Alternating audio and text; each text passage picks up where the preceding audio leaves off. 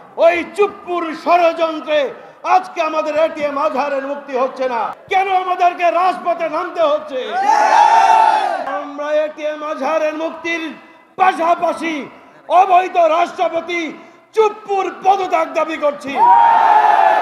ততক্ষণ পর্যন্ত ঘরে ফিরে যাব না যতক্ষণ পর্যন্ত মাজলুম এটিএম আজহারুল ইসলামের মুক্তি নিশ্চিত না হয়। 2024 সালের 5ই আগস্ট একটি বৈষম্যহীন রাষ্ট্র গড়ার প্রত্যয়ে জুলাই বিপ্লব সংগঠিত হয়েছিল। যে প্রত্যয় নিয়ে বাংলাদেশে দ্বিতীয় স্বাধীনতা এসেছিল, সেই প্রত্যয়ের ব্যত্যয় কেন আজহারুল ইসলামের ব্যাপারে হলো? কেন আজকেও তাকে মুক্তি দেওয়া হলো না? মুক্তির দাবিতে কেন আমাদেরকে রাজপথে নামতে হচ্ছে? প্রিয় ভাইরা, আওয়ামী শাসন আমলে ওই কুলাঙ্গার বিচারপতি শামসুদ্দিন চৌধুরী মানিকের নেতৃত্বে মৌলবাদ সন্ত্রাস তদন্ত কমিশন নামে একটি কমিশন গঠন করা হয়েছিল। সেই কমিশন গঠিত হয়েছিল ওই কুলাঙ্গার বিচারপতি মানিকের নেতৃত্বে। সেই কমিশনের সদস্য ছিল বর্তমান বাংলাদেশের অবৈধ রাষ্ট্রপতি শাহাবুদ্দিন চুপ্পু। আমার তো মনে হয় ওই চুপ্পুর ষড়যন্ত্রে আজকে আমাদের এটিএম আজহারের মুক্তি হচ্ছে না। আমরা এটিএম আজহারের মুক্তির পাশাপাশি অবৈধ রাষ্ট্রপতি চুপ্পুর পদত্যাগ দাবি করছি।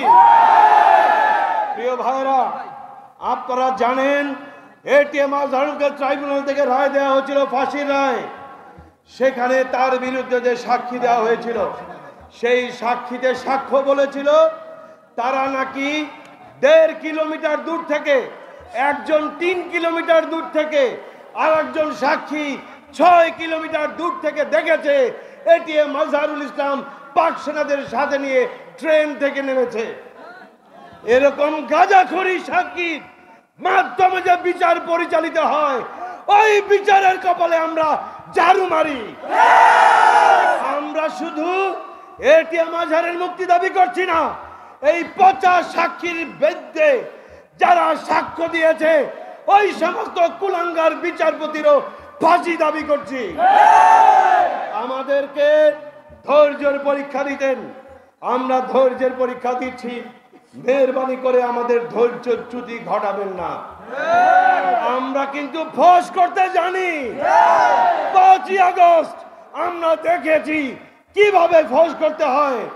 প্রিয় ভাইয়েরা, আমরা ততক্ষণ পর্যন্ত ঘরে ফিরে যাব না যতক্ষণ পর্যন্ত মাজলুম এটিএম আজহারুল ইসলামের মুক্তি নিশ্চিত না হয়। আপনারা রাজি আছেন না?